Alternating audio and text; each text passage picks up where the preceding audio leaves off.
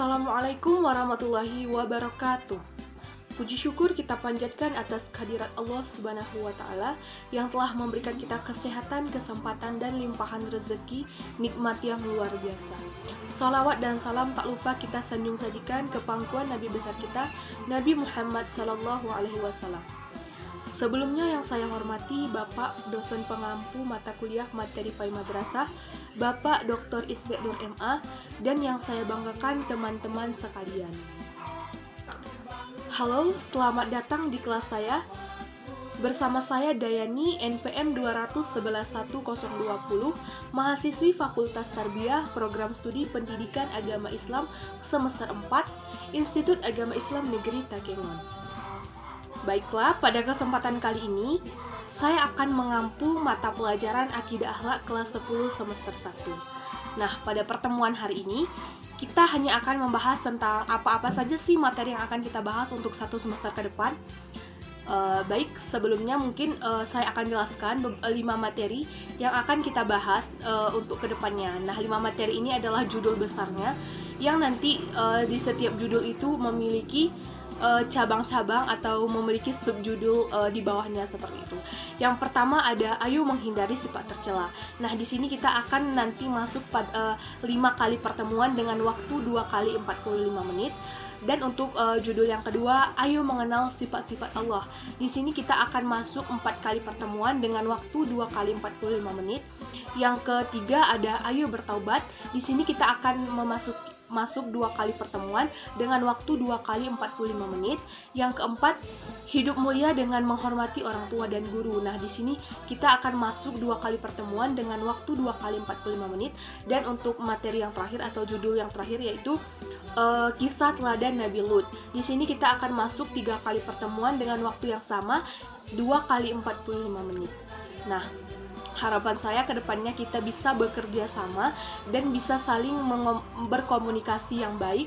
Jika ada nanti yang dipertanyakan, boleh disampaikan di kelas saya. Baiklah, mungkin sedikit kita bahas tentang sub-sub judul yang akan kita pelajari pada satu semester ke depan, atau sedikit gambaran tentang apa yang akan kita pelajari nantinya. Nah, sebelumnya kita itu harus mengetahui terlebih dahulu apa sih akidah akhlak itu. Akidah akhlak adalah ilmu yang mempelajari tentang akidah dan akhlak, yaitu terdapat 2 komponen, akidah dan akhlak. Akidah itu adalah dasar-dasar keimanan kepada Allah dan tauhid. Sedangkan akhlak itu adalah sebuah tindakan perilaku yang muncul dari diri kita sendiri. Mengapa akidah dan akhlak itu memiliki kesinambungan sehingga digabungkan menjadi satu mata pelajaran? Karena akidah ini dia dasar-dasar keimanan dan tauhid kepada Allah. Jika kita telah paham, sudah tahu apa-apa saja dasar keimanan kita kepada Allah, maka itu akan terimplementasi dalam akhlak kita. Jadi ketika akidah kita sudah kuat, akidah kita sudah baik seperti itu, maka akhlak yang muncul dari diri kita sendiri itu juga mencerminkan bagaimana akidah kita kepada Allah seperti itu. Yang pertama ada hudud. Hudud dalam artian adalah cinta dunia yang berlebihan. Maksudnya mencintai dunia dengan melupakan kehidupan di akhirat, seperti mengejar kekayaan, jabatan, dan lain sebagainya. Terdapat di dalam dalilnya terdapat di dalam Quran surah Al-Hadi ayat 20 yang artinya, ketahuilah bahwa sesungguhnya kehidupan dunia ini hanyalah permainan dan suatu yang melalaikan, perhiasan dan bermegah-megahan antara kamu serta berbangga-banggaan tentang banyaknya harta dan anak. Itu termasuk perbuatan yang tercela. Yang kedua ada hasad.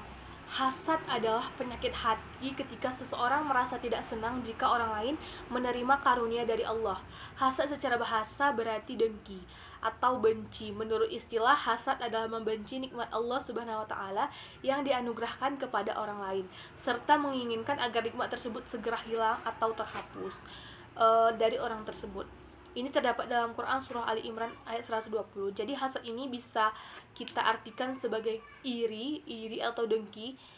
Ketika misalnya ada teman kita yang sedang diberikan nikmat oleh Allah Subhanahu wa Ta'ala dan kita itu merasa iri terhadap dia, itu adalah salah satu sifat yang tercela. Ketiga ada ujub. Ujub secara bahasa adalah ajaba yang artinya kagum, terheran-heran, takjub. yaitu yang berarti kagum pada diri sendiri, yaitu ketika merasa diri kita ini memiliki kelebihan tertentu yang tidak dimiliki orang lain. Secara istilah juga dapat dipahami sebagai sikap membanggakan diri dengan memberikan satu penghargaan yang terlalu berlebihan kepada kemampuan diri. Imam Ghazali menuturkan, perasaan ujub adalah kecintaan seseorang pada suatu karunia dan merasa memilikinya sendiri tanpa mengembalikan keutamaan kepada Allah. Jadi ujub ini adalah sifat berbangga diri, maksudnya ketika misalnya kita menganggap diri kita ini cantik dan tidak ada orang lain yang lebih cantik dari kita, itu adalah ujub atau terlalu membanggakan diri sendiri. Sedangkan yang harus kita pahami adalah segala sesuatu itu yang ada di diri kita hanya kembali kepada Allah dan hanya milik Allah. Ya, atau pamer, yaitu menampakkan dalam pengertian bahasa, yaitu memperlihatkan suatu amal kebaikan kepada sesama manusia. Secara istilah, ria adalah melakukan ibadah untuk mendapatkan pujian dari orang lain, bukan karena Allah semata. Menurut Imam Al-Ghazali, ria adalah mencari kedudukan pada hati manusia dengan memperlihatkan kepada mereka hal-hal kebaikan. Jadi ria ini adalah suatu amal kebaikan bukan karena niat ibadahnya itu kepada Allah, namun demi pujian atau validasi dari orang lain, dengan cara kita memperlihatkan amal kebaikan kita kepada orang lain supaya mendapatkan pujian atau penghargaan tersebut. Jadi orang yang memiliki sifat ria atau pamer ini itu niatnya bukan karena Allah. Jadi dia itu beribadah misalnya hanya sebagai eksistensi diri untuk dibilang sebagai orang alim, seperti itu. Ini harus dihindari. Dia mengenal sifat-sifat Allah. Sifat-sifat Allah berarti keadaan yang berhubungan dengan zat Allah sesuai dengan keagungannya. Zat dan sifat Allah tidak bisa dibayangkan bagaimana bentuk, rupa, dan ciri-cirinya. Manusia dan apapun yang ada tidak sama dengan zat Allah. Begitu juga sifat-sifatnya tidak sama dan tidak bisa disamakan dengan makhluk lainnya, seperti itu. Nah, dalam sifat-sifat Allah itu ada sifat wajib dan wajib, mustahil, dan jaiz. Jadi sifat-sifat wajib itu adalah sifat-sifat yang wajib kita ketahui adanya, keberadaannya, dan wajib kita imani. Sedangkan sifat-sifat mustahil itu adalah sifat-sifat yang tidak mungkin ada pada zat Allah atau pada Allah, seperti itu. Dan sifat jaiz itu hanya Allah yang memiliki sifat tersebut, tidak dimiliki oleh makhluk manapun. Dia bertaubat. Secara bahasa, taubat adalah kembali, yaitu dengan berpaling dan menarik diri dari dosa. Taubat adalah kembali kepada Allah Subhanahu wa taala dengan melepaskan hati dari belenggu yang membuatnya terus-menerus melakukan dosa, lalu melaksanakan semua hak Allah. Syarat-syarat untuk bertaubat yang pertama adalah Islam, karena orang yang kafir tidak diampuni dosanya sebelum masuk Islam. Yang kedua, menyesali dosanya. Yang ketiga, menyadari kesalahan atau mengakui dosanya. Yang keempat, ikhlas melakukannya bukan untuk tujuan ria atau kepentingan dunia, namun lillahi ta'ala. Selanjutnya adalah memohon ampun kepada Allah dengan memperbanyak membaca istighfar. Dan yang selanjutnya, berjanji tidak akan mengulangi lagi. Jadi taubat ini adalah salah satu bentuk upaya kita untuk kembali ke jalan Allah ketika kita sudah sering atau selalu berbuat maksiat dan selalu mendustakan Allah, seperti itu. Ada di dalam Quran surah An-Nur yang artinya bertaubatlah kamu sekalian kepada Allah, hai orang-orang yang beriman, supaya kamu beruntung. Nah, mulia dengan menghormati orang tua dan guru. Dan ingatlah ketika kami mengambil janji dari Bani Israel, janganlah kamu menyembah selain Allah, dan berbuat baiklah kepada kedua orang tua, kerabat, anak yatim, dan orang-orang miskin. Dan bertutur katakanlah yang baik kepada manusia, laksanakanlah sholat, dan tunaikanlah zakat. Tetapi kemudian kamu berpaling atau mengingkari kecuali sebagian kecil dari kamu, dan kamu masih menjadi pembangkang. Quran surah Al-Baqarah ayat 83 itu tentang berbakti kepada orang tua.